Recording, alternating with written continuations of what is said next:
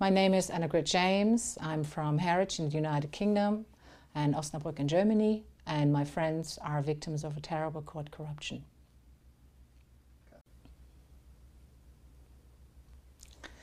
I'm here today for 4 innocent men who have been in prison, in federal prisons all across the United States for the last 18 years. These are innocent men, and 11 children caught up in this terrible miscarriage of justice. 4 families, their mothers, grandmothers, sisters, friends. We are a huge community of people, and we're here today to make a stand and speak out for these men and for these children and ask for your help, any help that you can offer. I've got a letter here. This was a letter from one of the innocent men. His name is Desmond Rouse. I've got this letter here because he is not here to speak to you directly, because he has no voice, because he cannot tell his story. That is why we are here today, to tell their story. So I'm going to read this letter, and these are his words, because he cannot be here today to speak for himself. And I ask you to listen, and to listen with an open heart, and to watch this movie with an open heart. And I also want you to know how much this all means to each and every person that you're going to see in this movie. It gives a lot of hope. It gives people the opportunity to speak out. We just want the truth to be known. We want just what's right. We want justice. We want fairness. We want no more lies. We've got nothing to hide. We ask everybody, look into this case, turn it upside down, look at everything that's there. Check it out. That's what we want. That's exactly what we want you to do, because we have nothing to hide. The government has everything to hide. We have nothing to hide. These men have nothing to hide. They've done nothing. Help us and spread the word, get the truth out. So I'm going to read out this letter now, and these are not my words. These are the words of Desmond Rouse, and he was first taken into prison in 1993, and we've got the year 2012 now, so we're nearing 19 years. I, Desmond Rouse, depose and state under oath as follows. My name is Desmond Rouse, and I am an innocent man. I was 29 years old when I was falsely convicted, and I'm 47 years old now. I have spent 18 years in prison being an innocent man for a crime that was never ever committed. I appeal to you for justice and fundamental fairness, which are the cornerstones of our Constitution, and I appeal and ask you for my freedom. My brothers and I never had a fair trial. No due process, no equal protection, and no fundamental fairness. I do hope that integrity, truth, and courage are not empty words to the readers of this letter, in this case, the listeners. I am an innocent man, and I ask you for your help. This statement is the truth, and nothing but the truth. And that's been signed Desmond Rouse, inmate number 07550-073, from Marty, South Dakota, on the 7th of November 2011. And I thank you all for your time. What? I don't know. That's as good as I could do. And I would like to get a PDF of that. Of course you can. Yeah, I have everything. I can email it to you tonight if you want. Anything you want, Bill, you got it. Everything's on the internet. I've got a huge Dropbox folder. I think it's 16 gigabyte, full of stuff. Right. So, Well, let me ask. You have researched this case very carefully. Just tell me, what have you found, and why is it so important to you? it's a very difficult question. It's a very good question too. How can you know about a case such as this? And I have obviously spoken to all the 4 defendants, the families, everybody involved, their mothers who are both in their 80s now. I visit with one of the inmates regularly. So how could I possibly turn my back on them and not try anything in my power to help them? I mean, my power is very limited in what I can do. But when I became involved with this case, the story is so incredible and the injustice is so incredible. How can you just walk away? I mean, I couldn't even look at myself in the mirror anymore. And there's so much hope attached to everything that you're doing, that we're all doing, to what everybody's doing. I couldn't crush that hope.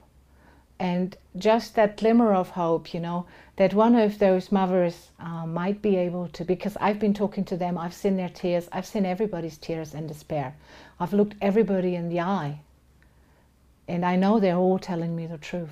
How can I walk away? How can a human being do that? That's really all I could say to that. And it all started with just one letter, and the letter was just saying, can you help me? And that's it. It's just one human being reaching out to another. Now, is it, did you find out about this on Google? Yes, I did. Yes. So you were looking up a past acquaintance, is that my understanding of the story? Yes, it is. Yes, it is. And then that's how I got, I found out a little bit more about it. And I started reading about it, and it just appeared to me an incredibly crazy story. Now, I know a little bit more about the circumstances and the family as well. People need to understand that these people come from the Marti Reservation in South Dakota. And in that reservation, until the year 2000, I think, or 2001, there wasn't even a telephone system. So communication has always been a problem.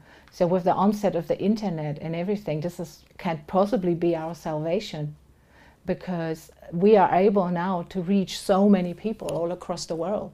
And this story has reached a lot of people across the world. And I get so many messages of support from people in other countries, you know, which gives me great hope. And the fact is just that anybody that looks at this case just a little bit, pretty much, very quick, figures out that these men are all innocent and they shouldn't be there.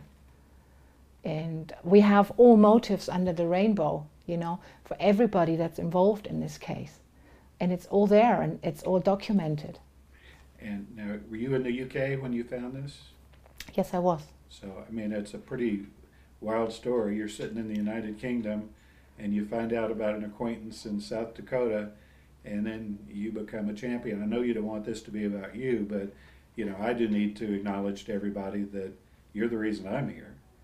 You know, you found me, and I think I'm not sure which one of us found each other first, but you have reviewed all the evidence and have spoken to the witnesses, have spoken to the men who are in prison. Are you convinced beyond any question that they're innocent? Oh, absolutely, beyond any reasonable doubt. And I would challenge anybody to come forward and prove me wrong.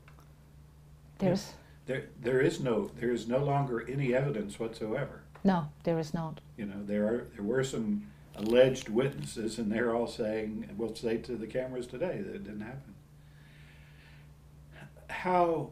Why is this important to the Yankton Sioux and the people involved? And can you just explain to the audience that won't really understand the culture and the feeling of the, I guess, maybe Native Americans in general? Well, I mean, this is a very difficult question to approach because I am not a tribal member, so I would be, you know, speaking from the outside. So I can tell you that I am everything that I would then say is I can speak for Desmond, I can speak for Jesse, I can speak for Garfield, and I can speak for Russell.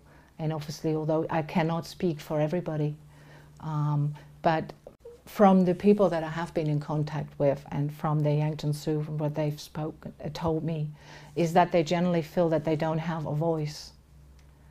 And that when they speak out and they address their issues and concern, that they are not listened to. There is no lobby, you know, for them. That is basically it. They need a voice. And in this case, I've become the voice for the men. And in what little I could, I helped the family members to find their voice. And now they found their own voice, they're ready to talk, which is why we're doing this. And there's also, they are scared, you know, they're scared. All they have to do is tell the truth, and they know the truth. But It is a very difficult situation. I mean, it's obviously difficult for me as well to talk about it because I don't want to be disrespectful. So I would suggest we get some of the alleged victims later on to speak out. Ask them this question, and they will openly and honestly answer you about what it means to them, what it means to grow up on an Indian reservation, to live on an Indian reservation, and what it means to be a teenager, the Yankton Sioux tribe in 2012, and they will tell you honestly what that feels like. And this also brings us back to the question why you from the UK help the Yankton Sioux tribe from South Dakota. Is there nobody from the Yankton Sioux tribe from South Dakota? Well, yes, no, they are. But they have their voice. They know there's people out there that listen to them and that believe them. And you know what happened this morning when you drove on the reservation? Probably nobody, I can honestly tell you, nobody thought that you were even here. Nobody thought that they were even here. Nobody believed that I was even here. Because they have to see it to believe it, because they've been lied to so many times. If you've been lied to 1,000 times, do you still come when you're told that somebody's there to help you and reach their hand out to you? And this is what is happening here, and it's a beautiful thing. And it's about being a real, true human being. And that's something I would like to say as well. This is something that these men have taught me.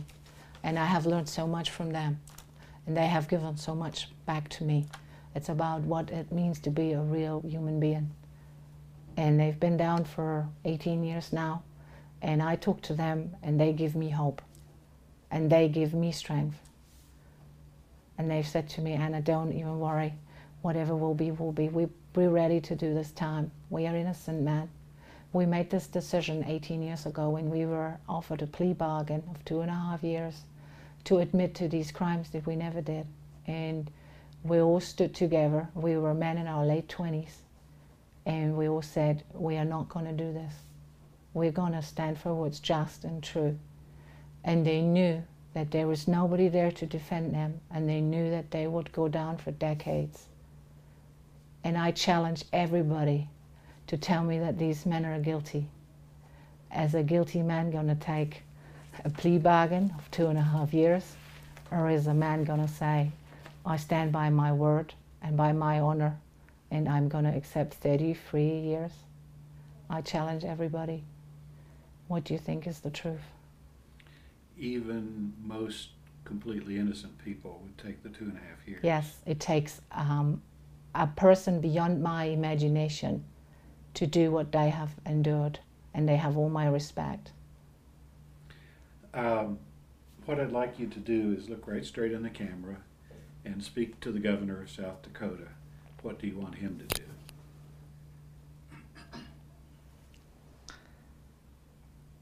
I ask you humbly to do what is right and just, and I ask you to release these 4 innocent men with immediate effect. There is no evidence to convict these men. They've been down for 18 years now in federal prison for a crime that they've never committed. I ask you to look into this case, and I just ask you to do what is right and just, to release these men and do everything in your power that you can to undo this great injustice and bring these men home to their rightful place where they should be. They've lost their late 20s, their 30s, their 40s. I beg you, let them not lose their 50s as well for nothing, because they were innocent men. And innocence matters. Okay, let's cut. I'm going to remember. I'll ask you humbly to release 4 innocent men, Desmond Rouse, Jesse Rouse, Russell Haberling, and Garfield Feather, who are presently serving prison sentences ranging from 30 to 33 years. These men are innocent and they need to be released immediately. There is no evidence to hold them. We have all the witnesses and everything that you would ever want or ever need. Do it again, this is crap. Do it again? Just lost my train of thought.